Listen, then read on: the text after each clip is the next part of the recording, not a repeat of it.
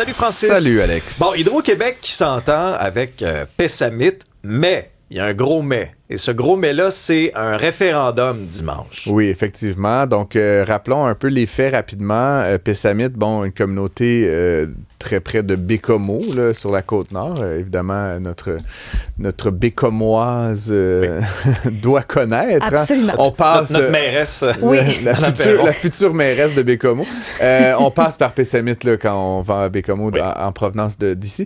Et donc, petite communauté, en fait, c'est un petit village, mais qui possède un territoire absolument gigantesque là, au nord, et dont Hydro-Québec s'est un peu arrogé là, le droit d'installer toutes sortes de choses au cours des dernières décennies, du dernier siècle, et sans compensation, sans même consulter les Inuits à ces moments-là. Donc, il y avait ce différend historique, là, évidemment, Pessamit qui réclamait des dédommagements pour l'installation de tous ces équipements.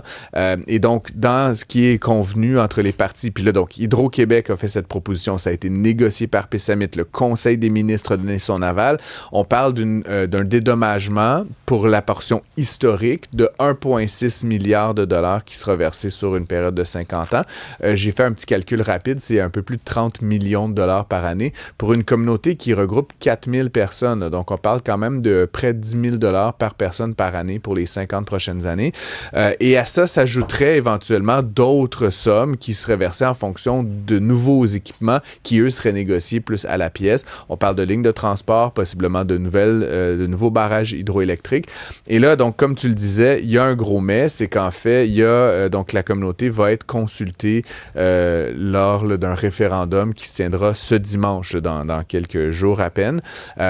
Évidemment, certains disent c'est beaucoup d'argent, ça mettrait un terme à ce différend, ça permettrait de normaliser les relations, allons-y. C'est quand même un négociateur de la communauté qui est arrivé à cette entente-là. On semble croire qu'il a agi de bonne foi, là. Il n'y avait pas d'incitatif à trahir sa communauté. Sauf qu'il y a Natacha Canapé-Fontaine, qui est une poétesse, là, une artiste là, qu'on connaît bien, qui a signé une lettre ouverte disant c'est quand même un peu fou, avec un document de 50 pages écrit par des avocats, absolument incompréhensible pour la moyenne des ours, de demander aux gens de se prononcer dans 10 jours. T'sais, c'est comme si on fait la souveraineté du Québec, là, le référendum est lundi. T'sais, c'est comme il n'y a pas de débat, il n'y a pas de parti, il n'y a pas d'organisation.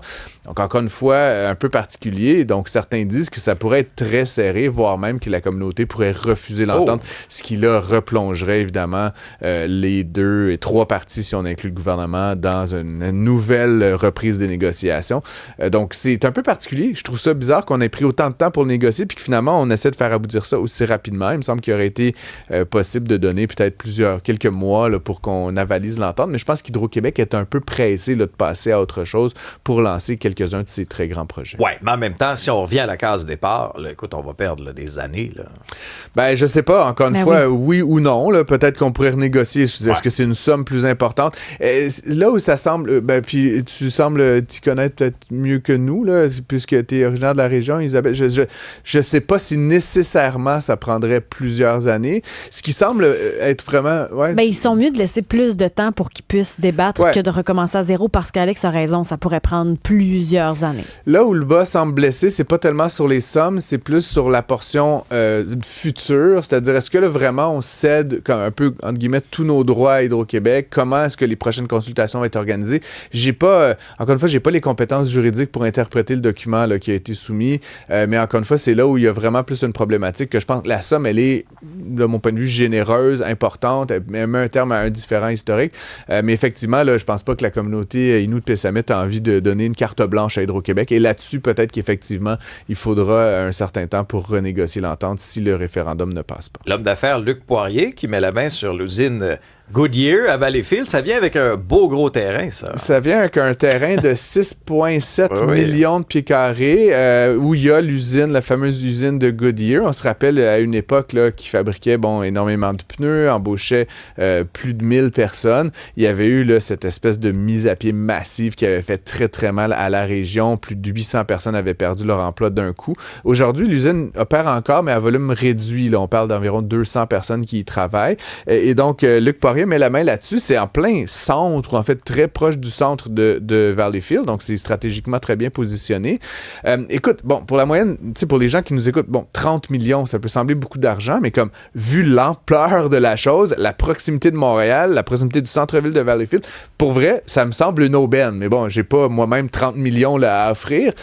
Et ce qui est un peu particulier, bien évidemment, plusieurs questions. La première, pourquoi est-ce que c'est pas la ville, tu sais, qui s'est portée acquéreur? Bon, pourquoi est-ce que c'est des privés qui vont... Tu sais, parce que Luc Poirier, qu'on l'aime ou pas, a quand même fait des bonnes passes, là. Puis, es-tu en train de nous refaire un Nordvolt numéro 2? Oh, balaye. Ouais, puis tu sais, je veux pas critiquer sur Nordvolt, il a quand même détenu le terrain pendant, je sais pas, 10-15 ans, payé les taxes, il y avait quand même du risque, il y avait de la contamination. Là, ici, il y a pas de contamination, il y a des belles choses à faire. Bref, là où il y a quand même un enjeu, puis c'est toujours le même, c'est qu'une ville comme Valleyfield, qui est une petite, moyenne ville, a pas 30 millions là, dans sa petite poche arrière, donc ultimement, c'est toujours l'accès aux capitaux qui porte problème. Ça, c'est la première affaire. La deuxième chose qui m'a un peu fait sourciller, puis bon, peut-être qu'on pourra lui parler à Luc Poirier dans la journée, là, s'il se libère, mais il dit qu'avoir acheté ça avec 19 autres personnes. Ils sont 20 investisseurs. Je t'avoue que je comprends pas. Moi, aux dernières nouvelles, Luc Poirier, il était milliardaire. Pourquoi t'as besoin de tes chummés pour 20 millions? Tu sais, je suis comme mêlé, le 20... Tu sais, donc, ultimement, est-ce que trop de sa fortune est immobilisée dans des Ferrari ou dans d'autres... Non, mais tu sais, je serais bien intéressé de voir les états financiers un jour de Luc Poirier. Je pense pas que ça lui tente de les partager avec moi, mais tu comprends ce que je veux dire? Je trouve ça bizarre. Après, on pourrait dire que 20 personnes, c'est 20 personnes qui vont contribuer à fabriquer des logements, fabriquer du commercial, fabriquer de l'industriel léger. Bref, on verra comment ça se goupait, mais chose certaine, on le sait, Luc Poirier aime développer les banlieues, surtout la banlieue sud de Montréal. On peut peut-être s'attendre à une espèce de boom immobilier dans la région de Valleyfield. Et pour ça, vous le savez, je suis un partisan, moi, plus d'offres sur le marché, potentiellement, c'est garant d'une stabilisation des prix. Donc, tant mieux et suivons l'affaire avec le plus d'intérêt possible. Un fonds d'investissement qui achète aussi un tiers des éoliennes du Québec. Luc Poirier, es-tu là-dedans? Non, Luc Poirier n'est pas là-dedans. C'est un autre ordre de grandeur, on va se le dire. Puis je termine rapidement là-dessus parce que je ne savais pas, je vais vous avouer, qu'un tiers des éoliennes québécoises appartenait à EDF, Société française, l'anciennement Électricité de France. Donc, vraiment, un tiers de la puissance installée dans l'éolien était française. EDF, bon, c'est une immense, c'est l'Hydro-Québec de la France. Évidemment, ils n'ont pas d'hydro, mais ils ont l'intention, dans les 15 prochaines années, d'installer 3 nouvelles centrales nucléaires en France. Ça va coûter quelque chose comme 75 milliards de dollars. Et donc, pour cette raison-là, ils ont décidé de se recentrer sur leur cœur de métier, la France, le nucléaire.